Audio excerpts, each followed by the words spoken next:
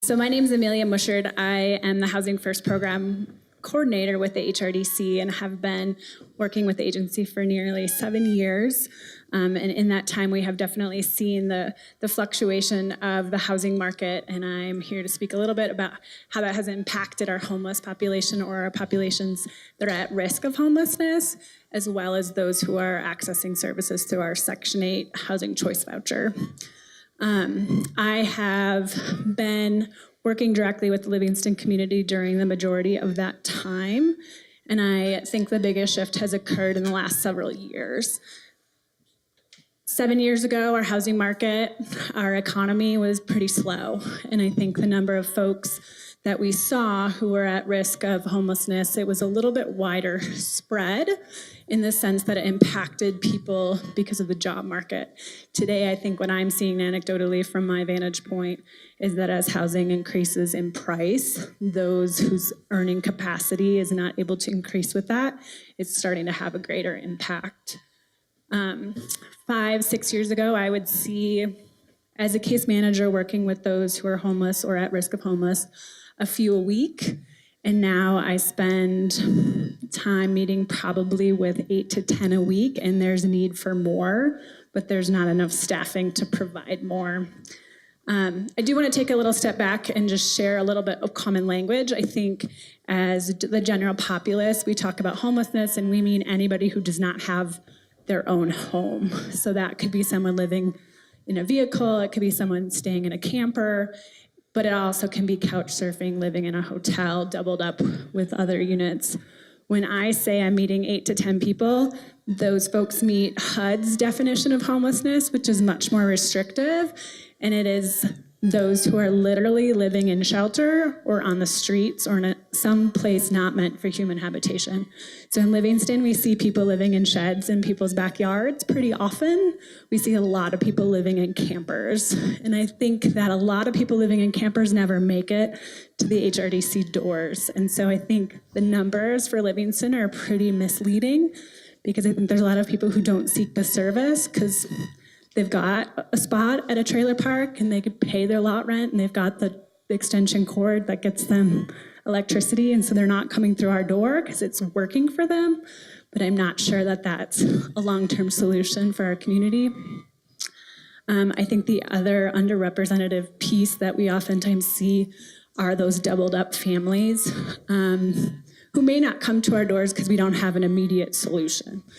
Our resources are defined to help those who are in that camper or in that shed, but if you are couch surfing or you are living with another family, the resources are limited, and so they're using each other and perhaps not accessing Housing First services, which is what I directly deal with every day. So beyond those that are living in a place not meant for human habitation, we are able to also serve those who are fleeing domestic violence, and so we'll work a lot with folks living in Aspen or who are couch surfing but doing so because they're fleeing domestic violence. And I think, Becky, are you speaking at all today? No. So I'm not sure what Aspen has seen in terms of their numbers and how that's shifted, but I think the other really important piece to note, not only have our numbers increased, but I think the length and time that someone remains in their camper or their car has gone up pretty dramatically. I think that when I started doing this, if somebody met those guidelines and we had financial assistance, we could get them back into housing pretty quickly. When I say that, sometimes weeks. And that opportunity still exists, but it is so far and few between. I just helped, with the help of Marissa, who probably met with this individual every day our office is open since last June, get into a trailer park here in town. It took us 8 months to do that, and I think literally he came in and saw Marissa every day to look for housing and look at today's listings, and I think that's becoming more common. I think the barriers that it takes to address somebody's reason for being homeless, it's not just about money anymore. So we have to spend a lot of time looking at credit. How do we improve you as a tenant or as a marketable tenant? How do we help you secure and maintain employment? all of those pieces are becoming much more important in the solution because the affordability is not there in the same way that we saw in the past. So that's in regards to the Housing First program that works with those who are literally homeless or who are facing eviction, might have a unexpected loss of income, and if we aren't able to resolve that current tenancy issue, may very well end up in their vehicles or in a camper. The second program that I want to just touch base with, which many of you are familiar with, and I know that the name's already been thrown around a little bit this morning, is our Section 8 Housing Choice Voucher Program. We currently have just over about 450 vouchers for Mar, Park, and Gallatin County in our community. 78 of those are in Livingston specifically, and about 1/3 are in Park County specifically. We do have some anticipated cuts coming up, and so the result of that is a freeze on our wait list, and will undoubtedly have an impact going forward. Just because as we lose vouchers to attrition, we won't have the opportunity to fill them in. The folks who are using that voucher are on the 50% of the area median income or below. I think we said a family of 4 for the 50% of the AMI is pushing up in the high 20s. So it's not a lot of money for a family of 4, but that is who that voucher serves, onwards down from there. So we are likely to see some increased tightness. I think Tracy had kind of mentioned earlier that one of the challenges is the wait list. So we have this program that can be very helpful to our community.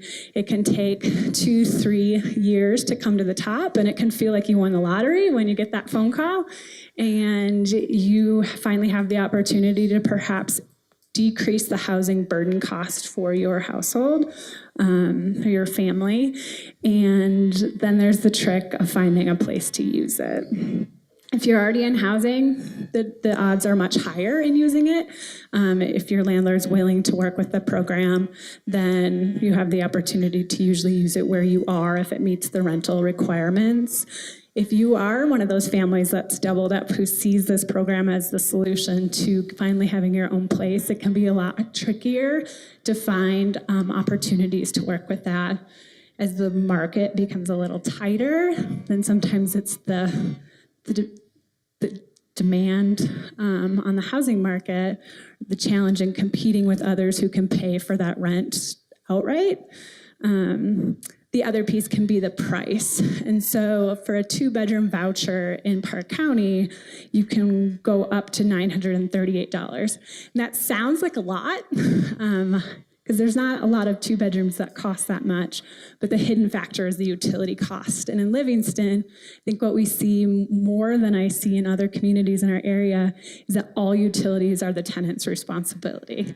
That includes water, sewer, trash, heat, the utility to your stove, the utility to your water heater.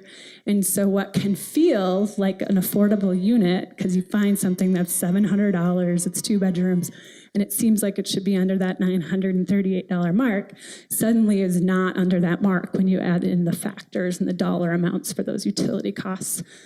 And so I think that's probably one of the biggest challenges for that Section 8 voucher. As we look at Livingston specifically, there's just a lot more water, sewer, trash that is the responsibility of the tenant. I could go on all day. Do you provide utility vouchers alongside those Section 8 general? Is that a different qualification to get a utility voucher? Yes and no. So there are a couple different utility assistance programs. One is our heat assistance program, which is low-income energy assistance program. That is a place where anybody of limited income can go apply for heat assistance. The second, specifically with the Section 8 voucher, is that if a family is under that guideline with that rental amount, but their income is too low, which means that by paying utilities, they would be paying more than that 30% of their income mark, they can get a utility reimbursement to help with that cost. Any other questions? I was speaking with a fellow who owns a small camping travel trailer park. And he indicated that those campgrounds essentially that are in Livingston, Park County are almost continuously full of people who need long-term housing solutions. Does that comport? You're nodding your head. It absolutely does, and I think that's one of the, so we do a homeless point in time survey every year, and I don't think those numbers are very accurate for Livingston, because I don't think we do a good job of getting out to those campers where people aren't necessarily, they're kind of hidden. I think Windmill Park has an entire circle that is folks living in campers that they've skirted, but they are certainly not meant for year-round habitation, and people are making them work. Yeah, it's also not inexpensive. So, and I think what we see is like when May 1st hits and the first campgrounds finally open, that is a lot of people's solution until October 31st. So we see a scramble in October, but there's no alternative solution to go from there.